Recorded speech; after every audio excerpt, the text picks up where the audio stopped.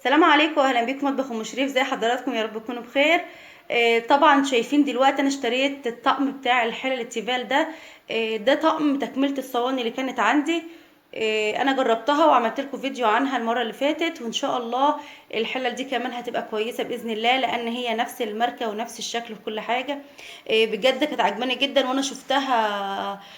طقم كامل. انا قلت لكم قبل كده ان انا شفتها. طبعا زي ما قلت لكم في فيديو الصواني دي قبل كده ان انا شفت الحلل، بس كان 3 حلل مقاس صغير. ما كانش 5 حلل كده. فدي الصواني اللي انا وريتها لكم قبل كده وعملت لكم عنها فيديو. عايزه اقول لكم انها تحفه بجد، وزي ما وريتكم قبل كده ان هي بمنديل بس بتتنضف وبتبقى سهله جدا. فانا بصراحه عجبني الطقم. لما شفته اشتريت الطقم. انا كان في بالي هشتري طقم جرانيت، بس لما شفت ده على بعضه عجبني اكتر وجبته، وكمان سعره رخيص جدا، ارخص من الجرانيت 1000 مرة. فزي ما انتم شايفين اهو، ده الصواني اللي انا كنت جايباها اهيت. ناس كتير سألتني على الماركة بتاعتها اهي. بصوا، شايفينها اهي، شايفين اهي، تركي والمقاس، ودي الماركة بتاعتها. وهوريكم الصواني دلوقتي الكرتونة بتاعتها لو حابين تشوفوها. وده الشكل بتاعها اهو. شايفين سمك الصينية عامل ازاي اهو. بجد تحفة جدا. زي ما قلت لكم في الفيديو قبل كده ان انا كنت جايبه الثلاث صواني. صينيه 28، بس هي مش فاضيه دلوقتي، فيها حاجات. والصينيه دي مقاس 30، والصينيه دي مقاس 32. يعني الصينيه دي كبيره جدا، مقاسها كبير قوي. ده خلاص احنا شفناه قبل كده. جبت بقى انا طقم الحلل. بصوا بقى، بسم الله ما شاء الله اهو. دي اكبر حله اهيت، دي مقاس 28. طبعا زي ما شفنا في الاول الغطا بتاعها ستانلس، وغطاها مرايه خالص، بس انا مش عارفه اعمله عشان هتعكس الصوره. واللي عاجبني اكتر ان الايد، بصوا،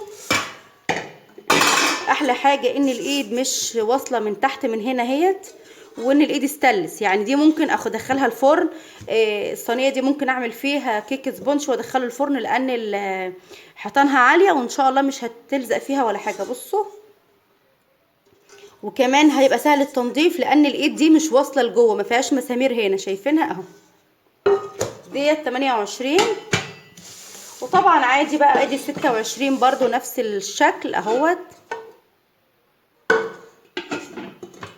بصوا، تركي برضو اهيت، مش عارفه باينه ولا ايه اهي. بصوا اهي، بصوا.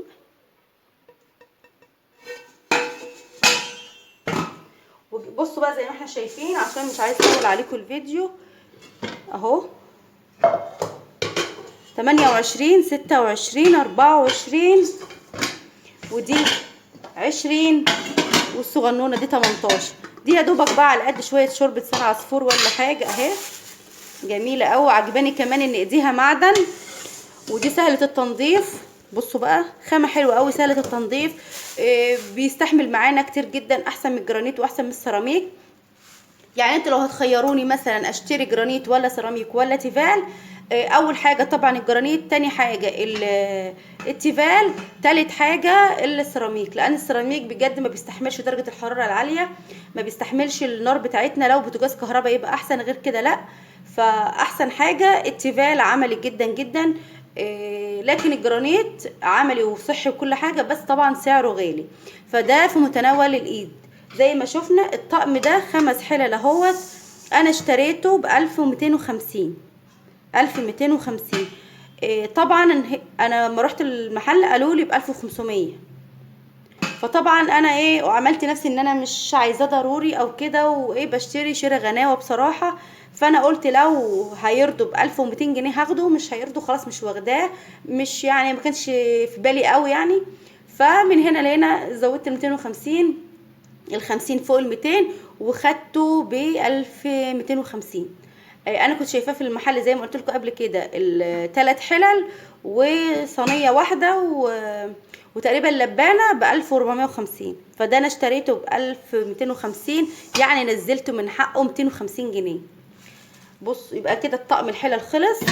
كان نفسي اجيب ايه كمان، كان نفسي اجيب معاه طقم ستانلس حلو حلل. بس بصراحه بقالي فتره طويله جدا، اكتر من سنه. يعني انا نفسي اجيب الستانلس ده بقالي اكتر من سنه، وكل ما بروح اي محل اسال يقولوا لي اكبر مقاس فيه اللي هو ال 28.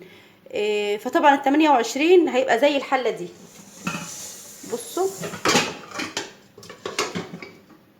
هيبقى زي الحله دي كده. فطبعا دي مش هتشيل حاجه يعني. لو انا عايزه اسلق فيها فرخه او فرختين او بطايه او لحمه او عندي عزومه او كميه، طبعا دي مش هتشيل حاجه خالص. فكنت ببرداش اجيب الطقم وارجع تاني، كل ما اروح محل يقول لي اكبر مقاس 28. ان شاء الله لو جالنا مقاس كبير نبقى نقول لك، طبعا ما بيجيش. فقلت خلاص هستنى مش هشتري، لان 28 مش هيعمل معايا حاجه، يبقى انا ما عملتش حاجه. وطبعا الحلل الالمونيا طبعا ما يعني كنا بنستخدمها زمان ونغسل وكده، بس بصراحه دلوقتي الواحد خلاص ما بقاش فيه جهد لغسيل الالمونيا ودعيك الحلل بالسلكه والكلام ده، وفي نفس الوقت مش صحي. فلقيت بالصدفه الحله مقاس الستانلس، حله فردانيه مقاس 30 وحله كمان فردانيه مقاس 40، وكان في 18 على 10 وكان في 18 على 8. هوريكم دلوقتي الحله ونعرف مع بعض ايه 18 على 10 وايه 18 على 8. زي ما احنا شايفين ديت الحله اهي، شايفين الغطا بتاعها مرايه بس. وادي الحله بتاعتي اللي انا جبتها، شايفين ما شاء الله دي مقاس 30 كبيره جدا. بصوا غويطه قد ايه، تاخد حاجات كتير قوي. يعني لو عندك عزومه، عندك مثلا عايزه تسلقي مثلا بطتين 3 كام فرخه، ما شاء الله الحله دي تشيل، كبيره وغويطه جدا. بصوا غويطه قوي. وزي ما احنا شايفين ادي الغطا بتاعها اهوت، وهو مرايه اهو زي ما انتم شايفين، عكس الصوره خالص اهو. وال ديت الاستانلس بتاعها 18 على 10. 18 على 10 يعني ايه؟ 18 على 10 يعني الاستانلس بتاعها ده النظيف. ال 18 على 10 ده العيار بتاع الاستانلس. ال 18 على 8 ده بيبقى الدرجه الثانيه. طبعا انت لو مش متاكده من ده، انت بتروحي تجيبي بتاخدي معاكي مغناطيس. احتمال ان المغناطيس بيلزق من تحت لكن ما بيلزقش في الجناب من تحت. ليه؟ لان هما بيبقوا عاملين القاعده بتاعه الحله مزدوجه عشان توزع درجه الحراره، فممكن يكونوا مزودين نسبه الحديد شويه، فمش مشكله لو لزق في ارضيه الحله لكن ما يلزقش في الجناب، لان لو لزق في الجناب يبقى الاستانلس اللي فيه خفيف ويبقى مغشوش مش حلو. هوريكم دلوقتي الختم اللي هو تحت عشان تعرفوا ان الاستانلس ده نضيف. بصوا بقى ده الختم بتاعه هو. تجيبوا الحلل اللي الختم بتاعها يكون بارز كده اهو، شايفين تركي اهو، تركي اهو، وايه 18 على 10. شايفين ده العيار بتاعه اهو، شايفينها 18 على 10. دي تحت 18 على 10. في 18 على 8 ده بيبقى العيار التاني، يعني الدرجه تانية بعد دي. وزي ما احنا شايفين ادي القاعده بتاعته عريضه قد ايه، وده يستحمل ان شاء الله ان انت تسوي فيه. اهم حاجه الاستانلس وانت حطاه على النار ما يبقاش النار طالعه بره الحله، يا دوبك النار تكون مغطيه القاعده بس. لكن لو طلعت بره الحله بتاعتك هتسود ومش هتعيش معاكي. هنيجي بقى للسعر وده الاهم حاجه. الحله دي كانت عامله حوالي يعني 550 600 في الحدود دي يعني. هي بصراحه كانت بتقول لنا ب 650، فطبعا يعني مش هنسيبها في حالنا، قعدنا فصلنا شويه. في ناس ما بتفصلش طبعا وبتاخد السعر هو، بس انا قلت اعمل اللي عليا يعني افاصل وكده، فالحمد لله هي رضيت، خدناها تقريبا ب 550. خلاص كده الحله. في حاجه كمان، انا اشتريت طقم التوزيع ده اهوت معاهم بقى عشان استخدم الحله اهو. ايه دي الحاجات اللي موجوده فيه. قالوا لي برضو قبل كده على السكاكين بستخدم ايه للصواني. هي دي السكينه اللي انا بستخدمها للصواني ودي مش غاليه. انا كنت جايبه السكينه دي بحوالي 12 جنيه او 15 جنيه حاجه كده يعني، بس ما شاء الله عليها. هما بيقولوا على ان هي للفاكهه او للخضار، لكن هي بتقطعي بيها اي حاجه في الستل في التيفال حلوه قوي، ما بتجرحش الحاجه اللي انت بتعملي بيها، فجميله جدا. وفي خشب برضو، بس الخشب على فكره غاليه. في خشب والسن بتاعها حلو قوي يعني، الخشب كان جميله برضو بس كانت غاليه، فقلت خلاص هاخد ديت اجربها، لو ما عجبتنيش ابقى اجيب الخشب، بس الحمد لله طلعت كويسه. طبعا المضرب السيليكون ده اهوت عشان برضو المضرب الحديد ما يجرحش الحله بتاعتي، وده كان عامل 15 جنيه. بس ده انا خدته هديه فوق الطقم بصراحه، يعني انا بحب اوي اللون الاحمر فعجبني ده، فخدته كده ايه فوق الطقم، يعني ما دفعتش حق. وطبعا دي المعالق السيليكون العاديه بتاعتنا اللي احنا بنستخدمها عادي خالص، دي المعلقه دي ب25 جنيه، دي اصلا كانت عندي مش شارياها، بس انا بوريكم ان الحلل دي والحاجات دي بتبقى عايزه الحاجات السيليكون اللي زي دي.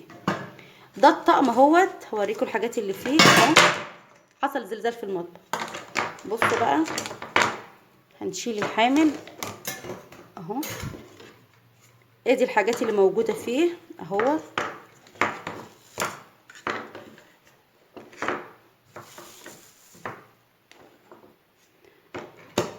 بصوا 6 قطع هم 6. دول انا خدتهم ب150 جنيه. شفنا الطقم اهوت زي ما قلت لكم. على فكره لو هتشتروه فرداني هيقطع معاكم مبلغ كبير جدا، لكن دلوقتي اما تجمع طقم 150 جنيه مش غالي خالص. بالحامل بتاعه اهوت، لو اي عروسه بتجيبه حلو جدا. عايزه اقول لك كمان ان هي كانت بتقولي على الطقم ده ب220 جنيه، فتخيلوا من 220 جنيه ل 150 جنيه، يعني نزلت 70 جنيه في الطقم بس. وفعلا ما كانتش راضيه وبتقولي لا ده حاجه لسه طالعه جديده وخامه حلوه ومش عارف ايه. قلت لها خلاص انا مش عايزاه اصلا، انا عندي. فمن هنا لهنا رضيت، خدت منها 150 جنيه. تخيلوا يعني لو حد بيشتري وما يعرفش في الفصال كان هياخده بال220 جنيه، انا خدته ب150 جنيه. هوريكم كمان حاجه برضو انا جبتها. اشتريت الصينيه الجميله دي اهي، شايفين حجمها قد ايه؟ حجمها كبير اهوت. بصوا دي كانت عامله كام؟ بصوا حجمها، بصوا سعرها اهي، شايفينه 55 جنيه. خامتها حلوه جدا، الملامين بتاعها نظيف اهو. ممكن استخدمها كسرفيس للاكل. طبعا لو عامله حاجه مثلا زي الكبسه، حاجه زي الاكل بيتغرف على بعضه، يبقى حلو جدا الطبق ده اغرف فيه. وكمان لو انا هستخدمها كصينيه للتقديم، طبعا شاي او جاتو او كيك او حاجه كده برضو هتبقى حلوه. يعني انا جايباها تنفع لده ولده، يعني مش شرط. بصوا ما شاء الله، هي حجمها كبير والوانها حلوه جدا وب55 جنيه. جبت كمان واحده تانية اهيت، عايزه بس اوريكم الحجم. بصوا بقى حجمها كبير قد ايه اهيت، ما شاء الله عليها اهي. وسعرها حلو جدا والملامين بتاعها نظيف اهو. كان في عرايس كتير قوي كانت بتاخد من الصواني دي، يعني كانوا كتير جدا في المحل كله ماشي على الصواني دي، كذا حد يعني كان في رصه كبيره جدا من الصواني ديت، يعتبر خدنا نصها. بصوا بقى كمان الصينيه دي حلوه قوي، تنفع جدا للتقديم. طبعا مشروبات رمضان والكلام ده، واحنا بنحتاج كوبايات كتير وحاجات. فانا عجبتني قوي الصينيه ديت، ان هي لها حيطان عاليه، فلو حاطه فيها كوبايات يعني واي حد شالها وكده فمش هتتزحلق الكوبايات او مش هتقع. فكانت عجباني جدا برضو شكلها. وادي سعرها بصوا 49 جنيه، برضو سعرها حلو جدا والملامين بتاعها نظيف وخامته حلوه قوي اهو. عايزه اقول لكم ان انا بسال في كذا حته الاول، ما بروحش اشتري مره واحده عشان ما يضحكش عليا في السعر. يعني ممكن يوم مثلا اقعد اسال كذا حته وما اشتريش، اخد فكره وبعدين اعرف ان ده سعره كويس وحاجته كويسه، فخلاص اما عاوزه اشتري اروح اجيب منه. وما بسال كذا حد وبلاقي حد هو رخيص وسعره حلو، خلاص بقى ما بعوز حاجه بروح له هو، بجيب منه الحاجات اللي انا عايزاها. وفي ناس برضو بتبقى سلسة كده في البيع والشراء، وفي ناس بتبقى كشرية اصلا يعني. فخدوا من الناس اللي بتبقى وشها سمح كده. اتمنى ان الفيديو بتاع النهارده يكون عجبكم. لو عندكم برضو اي استفسار ابعتولي.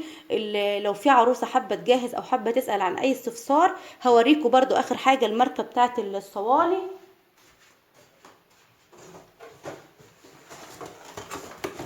بصوا الكرتونة اهيت، عشان كرتونة الكرتونة بتاعت الحلل هتبقى كبيرة مش هعرف اجيبها. بصوا اهيت، دي الماركه بتاعته اهي، وهو تركي اهوت، شايفين اهو. بصوا اهو تركي اهو.